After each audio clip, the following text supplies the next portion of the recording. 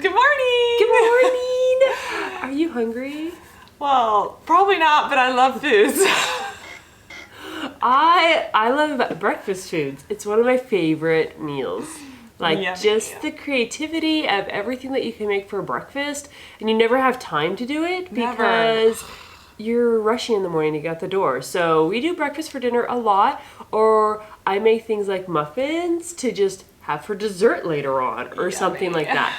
So we are here to try a baking product. Okay, we've been doing products, and this time we have an ingredient that if you're going gluten-free, it's one of those big question marks. What is the gluten-free flour that's gonna work in baking? Right, because everywhere, like, people have their own flours, or they do an individual mixture, or they just tell you to go buy the one-for-one at the store. But over and over again, in like recipes that I read, it's that Bob's Red Mill's flour, right? Oh my gosh. Bob's Red Mill flour, and he makes like everything. So flaxseed meal to oatmeal to his own xanthan gum, like everything. Whatever. Like, this is like the whole healthy eating company. I don't know. So and when you go gluten-free or super healthy, you pay money for it, okay? Oh my gosh, do you pay for this product? So is this product worth the money? Right, can you do something else and have it turn out just as good and taste just as yummy and not have to spend so much money? I mean, this is a tiny bag. Right, and this is a gargantuan bag, and it's a one-for-one gluten-free flour brand that I just picked up at my grocery store, top shelf, whatever. So, do you remember how much you paid for yours? So mine, I got this little bag. I got a big lot, so it's kind of cheating. My bigger bag, I do have a bigger one. I want to say like $7. Right, so your bigger one is not this big though. No, it's still not that big. This one's tiny. It was a 2-pound bag at the grocery store for $8. Okay, see, that's what I was like, I can't remember. Okay. Yep. So. This one's a 4-pound bag, and it was $10. Yeah, so you're saving a ton of money to not do the Bob's Red Mill flour. However, is it worth it? Right, if you're a person, then you know that sometimes you spend money so you have good product. Yes. So, Sharla and I have baked the exact same muffin. All right, bake-off time, people. Only difference is she used Bob's and I used the no name. Right. So the real question is, like, what else weird things do we do when we're apart from each other when we're baking? We weren't side by side using the exact same things. True. However, like, we tend to be the same kind of people. So.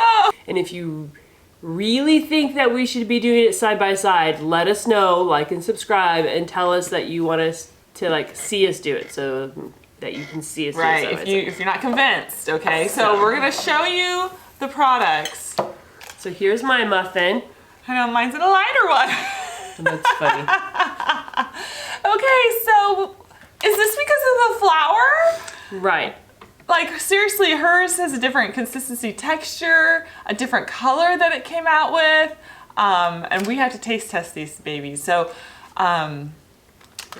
I mean, I've used just a 1-to-1 flour before, and I can't say mine ever looked like that either. So this is our first time also using this particular recipe, so I don't know if that made a difference. I'm not sure. The dough on it, like, batter. It was more like a dough. Like, it was so thick and lumpy, and when I tried to put the blueberries in, like, they just kind of fell out and wouldn't stay in. Mine's stuck in there pretty good. So my blueberries were cold, so if anything, that could be a big difference because then it chilled the batter more. Right. So I don't know. So we're going to experiment. I'm going to rip my muffin here in half because mine definitely feels more like a biscuit that I just ripped off half of. She's stealing those blueberries for herself. It's definitely like moist inside. Right, so this is mine, so let's get some sort of a close-up for you. Right, this is definitely full of blueberries. We both over-exaggerated the blueberries, which is awesome. Like, seriously moist and gooey. Doughy. Like, this is what you expect a muffin to be like. You're quiet. I'm so yummy. Okay. I like food. The blueberries are good. The muffin mixture, I mean, it's just, I can see how you can turn this muffin mixture into anything you wanted it to be. It's a good cake kind of feel, just that like moist texture, good like squish to it. It doesn't just break apart. Like, Right. I think gluten-free flours, to me, like they just don't hold their shape well. Right, this thing fell apart. Whereas this one, I'm like, oh, Sorry. it's still kind of holding. Right, and I really had hope because this one has xanthan gum added to it, so I really had hope for it. Okay, I'm gonna try the other one before I fill up on that one. All right, make sure I get the one that actually has blueberry parts in it, because you know you stole all my blueberries.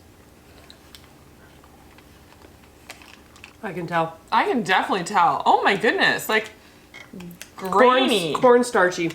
Cornstarchy. We were comparing the ingredients, and the second ingredients in this mixture is cornstarch.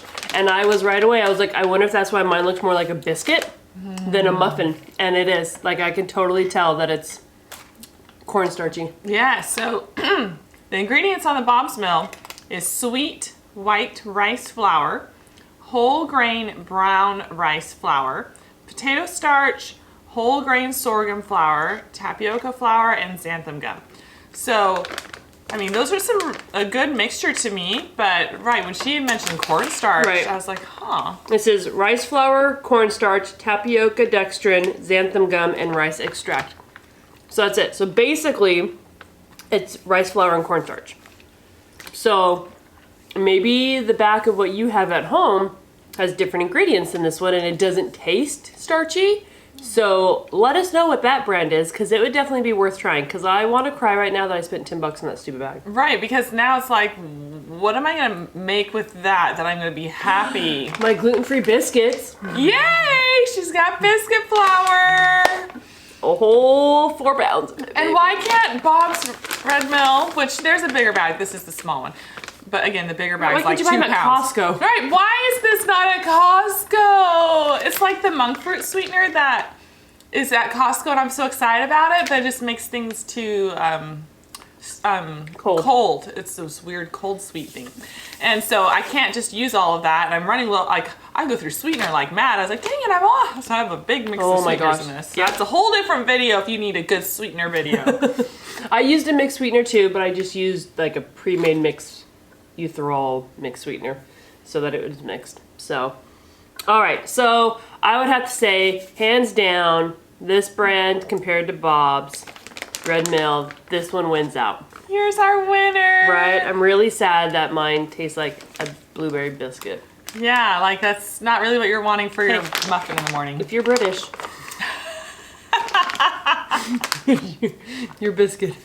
My husband might like these. So funny. I'm totally feeding him one of these in the morning. He'll be Right, like, he can enjoy that, and we will continue to enjoy our Bob's Red Mill. And I think I love that people spend the time to kind of like keep recommending something, because until you actually compare it, it's like, is it though? Is it? Right. Because I don't want to spend the money on a 2-pound bag of flour. Right, 2 pounds is not a lot of cups, people. Oh, and okay, and if you're gonna like make more than this recipe called for 8, which is ridiculous. They made Oh my 8. gosh, that's a whole nother video. I don't know what to do about that. Stupid muffin. But like, if maybe I want to make them for my family and I want 12, like, okay, I doubled it, so I got like 12-ish muffins. That was like 2 cups of my flour. I was like, that's almost gone. I just barely opened it. Kind of a feeling. It's torture to make a decent amount of food with some of these awesome products, because honestly, it's like single serving size, people. That's all they're prepping you for. It was interesting, the person who did this recipe, it's just a gluten-free lemon blueberry muffins. Like, that's what it's called. Super simple. It wasn't trying to be fancy, a crumb topping or any of that. What I thought was interesting is she talked a lot about the Red's Bob's Mill, and she even talked about how like this particular, like it'll brown well, and that, you know, the mix of these flours works really well. So, I mean, really, like, to see this muffin and see that tan color, like, I'd set the timer like a couple minutes late, but I was like, oh, I'll just check them a few minutes early. And I totally did. I kind of smelled them, you know, when something's baking, you know it's about done. And there's like, poof, golden. I was like, done, pull them out. And they were perfect. So I was like, they're still moist. They had the right color. If somebody like blind taste tested me on this, I don't know if I would pick this to be a gluten-free. See, that might be our next challenge. How would this hold up to a non-gluten-free flour? Because honestly, It's not grainy. It didn't separate in my mouth like this other one did. Yep. So, I mean, hands down, Bob's Mill in a gluten-free flour comparison is gonna win. In your real world baking of just normal flours, I mean, maybe you would be able to tell, but I mean, to be able to stay gluten-free and have something that really tastes good. Yeah. Yay, go Bob's Mill. Right, for the win this time. Good job, Bob.